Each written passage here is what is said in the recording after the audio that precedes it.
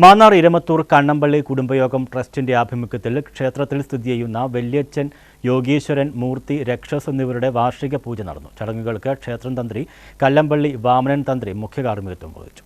വാർഷിക പൂജാ ചടങ്ങുകൾക്ക് ശേഷം ചേർന്ന പ്രതിഷ്ഠാ വാർഷിക സമ്മേളനം Mannar SNDP union ad hoc committee അംഗം രാജേന്ദ്രപ്രസാദ് അമൃത ഉദ്ഘാടനം ചെയ്തു.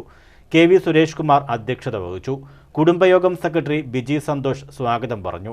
ഡോക്ടർ TA സുധാകരക്കുറുപ്പ് മുഖ്യപ്രഭാഷണം നടത്തി. Chennithala Sadasivan Pillai, Mavelikkara farmer producer company chairman Vijayakumar Perumanoor, Santhosh Kumar എന്നിവർ ആശംസകൾ അർപ്പിച്ചു.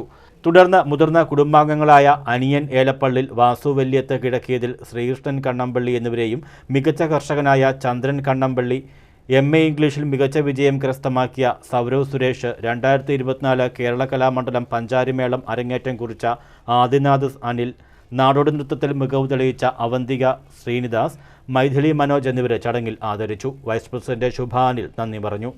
News bureau, Mannar.